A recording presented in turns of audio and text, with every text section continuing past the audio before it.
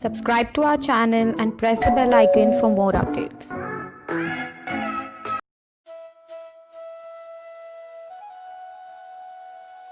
वो पहले चौराहे पर बिजली के टॉर्च बेचा करता था।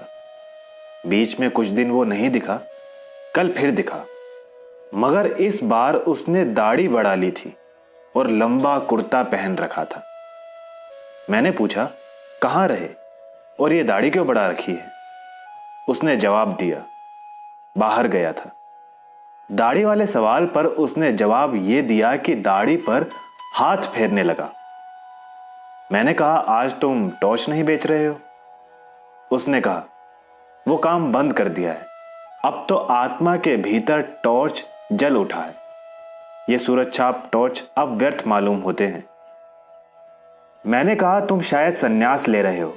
जिसकी आत्मा में प्रकाश फैल जाता है वो इसी तरह हरामखोरी पर उतर आता है। किससे दीक्षा ले आए? मेरी बात से उसे पीड़ा हुई।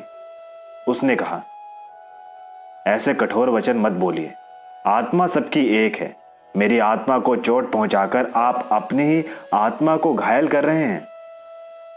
मैंने कहा, यह सब तो ठीक है, मगर यह बताओ कि तुम एकाएक ऐसे कैसे हो गए? क्या बीवी ने तुम्हें त्याग दिया? क्या उधार मिलना बंद हो गया? क्या साहूकारों ने ज्यादा तंग करना शुरू कर दिया? क्या चोरी के मामले में फंस गए हो? आखिर बाहर का टॉर्च भीतर आत्मा में कैसे घुस गया? उसने कहा, आपके सब अंदाज गलत हैं। ऐसा कुछ नहीं हुआ। एक घटना हो गई है जिसने जीवन बदल दिया। उसे मैं गुप्त रखना चाहता हूं, पर क्योंकि आज ही यहां से दूर जा रहा हूं, इसलिए आपको सारा किस्सा सुना देता हूं। उसने बयान शुरू किया। 5 साल पहले की बात है। मैं अपने एक दोस्त के साथ हताश एक जगह बैठा था। हमारे सामने आसमान को छूता हुआ एक सवाल खड़ा था। वो सवाल था, पैसा कैसे पैदा करें? हम दोनों ने उस सवाल की एक एक टांग पकड़ी और उसे हटाने की कोशिश करने लगे। हमें पसीना आ गया, पर सवाल हिला भी नहीं। दोस्त ने कहा, यार, इस सवाल के पांव जमीन में गहरे गड़े हैं, ये उखड़ेगा नहीं, इसे टाल जाए। हमने दूसरी तरफ मुंह कर लिया, पर वह सवाल फिर हमारे सामने आकर खड़ा हो गया। तब मैंने कहा, यार, ये सवाल टलेगा नहीं, चलो इसे हल ही कर दें। पैसा पैदा करने के लिए कुछ काम धंधा करें। हम इसी वक्त अलग अलग दिशाओं में अपनी अपनी किस्मत आजमाने निकल पड़े। 5 साल बाद ठीक इसी तारीख को इसी वक्त हम यहां मिले।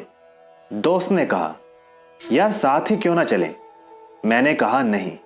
किस्मत आजमाने वालों की जितनी पुरानी कथाएं मैंने पढ़ी हैं, सब में वो अलग अलग दिशा में जाते हैं। साथ जाने में किस्मतों के टकराकर टूटने का डर रहता है। तो साहब, हम अलग अलग चल पड़े। मैंने टॉर्च बेचने का धंधा शुरू कर दिया।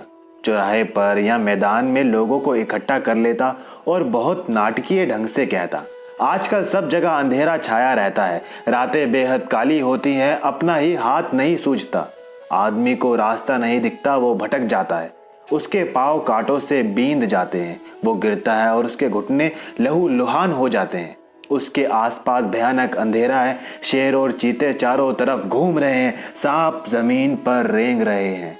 अंधेरा सबको निगल रहा है, अंधेरा घर में भी है। आदमी रात को पेशाब करने उठता है और सांप पर उसका पाँव पड़ जाता है, सांप उसे डस लेता है और वो मर जाता है।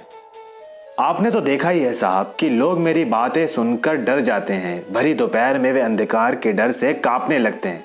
आदमी को डराना कितना आसान है। लोग डर जाते हैं, तब मैं कहता हूँ, भाइयों, ये सही है कि अंधेरा है, मगर प्रकाश भी है। वही प्रकाश मैं आपको देने आया हूँ।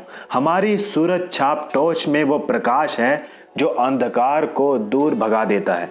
इसी वक्त सूरज छाप टॉर्च खरीदो और अंधेरे को दूर करो। जिन भाइयों को चाहिए, हाथ ऊंचा करें। साहब, मेरे टॉर्च बिक जाते हैं और मैं मजे में जिंदगी गुजारने लगा। वायदे के मुताबिक ठीक 5 साल बाद मैं उस जगह पहुंचा जहां मुझे दोस्त से मिलना था। वो नहीं आया। क्या हुआ? क्या वो भूल गया या अब वो इस संसार में ही नहीं है? मैं उसे ढूंढने निकल पड़ा। एक शाम जब मैं एक शहर की सड़क पर चला जा रहा था, मैंने देखा कि पास के मैदान में खूब रोशनी है और एक तरफ मंच सजा है, लाउड स्पीकर लगे हैं। मैदान में हजारों नर नारी श्रद्धा से झुके बैठे हैं।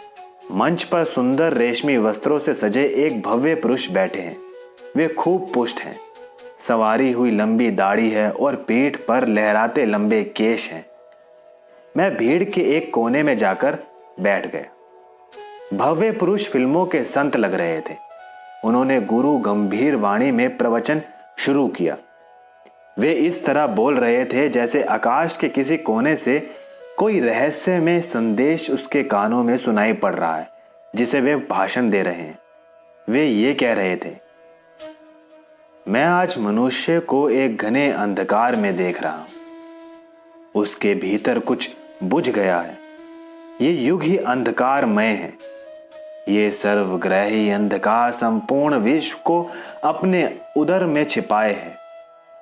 आज मनुष्य इस अंधकार से घबरा उठा है। वो पथ भ्रष्ट हो गया है। आज आत्मा वे भी अंधकार है। अंतर की आंखें ज्योतिहीन हो गई हैं। वे उसे भेद नहीं पाती। मानव आत्मा अंधकार में घुटती है। मैं देख रहा हूं। मनुष्य की आत्मा भय और पीड़ा से त्रस्त है। इस तरह वे बोलते गए और लोग स्तब्ध सुनते गए। मुझे हंसी छूट रही थी। एक दो बार दबदबाते भी हंसी फूट गई और पास के श्रोताओं ने मुझे डांटा। भव्य पुरुष प्रवचन के अंत पर पहुंचते हुए कहने लगे, भाई और बहनों, डरो मत। जहां अंधकार है वहीं प्रकाश है। अंधकार में प्रकाश की किरण है। जैसे प्रकाश में अंधकार की किंचित कालीमा है, प्रकाश भी है। प्रकाश बाहर नहीं है, उसे अंतर में खोजो। अंतर में बुझी उस ज्योति को जगाओ। मैं तुम सबका उस ज्योति को जगाने के लिए आह्वान करता हूं। मैं तुम्हारे भीतर वही शाश्वत ज्योति को जगाना चाहता हूं। हमारे साधना मंदिर में आकर उस ज्योति को अपने भीतर जगाओ। साहब, अब तो मैं खिलखिलाकर हंस पड़ा। पास के लोगों ने मुझे धक्का देकर भगा दिया। मैं मंच के पास जाकर खड़ा हो गया। भव्य पुरुष मंच से उतरकर कार पर चढ़ रहे थे। मैंने उन्हें ध्यान से पास से देखा। उनकी दाढ़ी बड़ी हुई थी, इसलिए मैं थोड़ा झिझका, पर मेरी तो दाढ़ी नहीं थी। मैं तो उसी मौलिक रूप में था। उन्होंने मुझे पहचान लिया। बोले, अरे तुम। मैं पहचान कर बोलने ही वाला था कि उन्होंने मुझे हाथ पकड़कर कार में बिठा लिया। मैं फिर कुछ बोलने लगा तो उन्होंने कहा, बंगले तक कोई बातचीत नहीं होगी, वहीं ज्ञान चर्चा होगी। मुझे याद आ गया कि वहां ड्राइवर है। बंगले पर पहुंचकर उसका ठाठ देखा। उस वैभव को देखकर मैं थोड़ा झिझका, पर तुरंत ही मैंने अपने उस दोस्त से खुलकर बातें शुरू कर दी। मैंने कहा, यार तू तो बिल्कुल बदल गया। उसने गंभीरता से कहा, परिवर्तन जीवन का अनंत क्रम है। मैंने कहा, साले फिलोसफी मत बगार, ये बता कि तूने इतनी दौलत कैसे कमा ली 5 सालों में। उसने पूछा, तुम इन सालों में क्या करते रहे? मैंने कहा, मैं तो घूम घूम कर टॉर्च बेचता रहा। सच बता, क्या तू भी टॉर्च का व्यापारी है? उसने कहा, तुझे क्या ऐसा ही लगता है? क्यों लगता है? मैंने उसे बताया कि जो बातें मैं कहता हूं वही तू कह रहा है। मैं सीधे ढंग से कहता हूं, तू उन्हीं बातों को रहस्यमय ढंग से कहता है। अंधेरे का डर दिखाकर लोगों को टॉर्च बेचता है। तू भी अभी लोगों को अंधेरे का डर दिखा रहा था। तू भी जरूर टॉर्च बेचता है। उसने कहा, तुम मुझे नहीं जानते। मैं टॉर्च क्यों बेचूं? मैं साधु हूं, दार्शनिक और संत कहलाता हूं। मैंने कहा, तुम कुछ भी कहलाओ, बेचते तुम टॉर्च हो। तुम्हारे और मेरे प्रवचन एक जैसे हैं। चाहे कोई दार्शनिक बने, संत बने या साधु बने, अगर वो लोगों को अंधेरे का डर दिखाता है तो जरूर अपनी कंपनी का टॉर्च बेचना चाहता है। तुम जैसे लोगों के लिए हमेशा ही अंधकार छाया रहता है। बताओ, तुम्हारे जैसे किसी आदमी ने हजारों में कभी यह कहा है कि आज दुनिया में प्रकाश फैला है? कभी नहीं कहा। क्यों? इसलिए कि उन्हें अपनी कंपनी का टॉर्च बेचना है। मैं खुद भरी दोपहर में लोगों से कहता हूं कि अंधकार छाया है। बता, किस कंपनी का टॉर्च बेचता है? मेरी बातों ने उसे ठिकाने पर ला दिया था। उसने सहज ढंग से कहा, तेरी बात ठीक ही है, मेरी कंपनी नई नहीं है, सनातन है। मैंने पूछा, कहाँ है तेरी दुकान? नमूने के लिए एक आध टॉर्च तो दिखा। सूरज छाप टॉर्च से तो बहुत ज्यादा बिक्री है उसकी।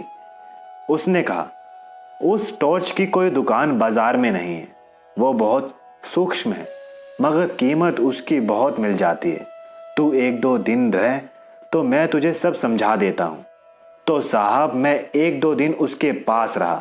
तीसरे दिन सूरज छाप टॉर्च की पेटी को नदी में फेंक कर नया काम शुरू कर दिया। वो अपनी दाढ़ी पर हाथ फेरने लगा, बोला, बस 1 महीने की देर और है। मैंने पूछा, तो अब कौन सा धंधा करोगे? उसने कहा, धंधा नहीं करूंगा, यानी टॉर्च बेचूंगा, बस कंपनी बदल रहा हूं।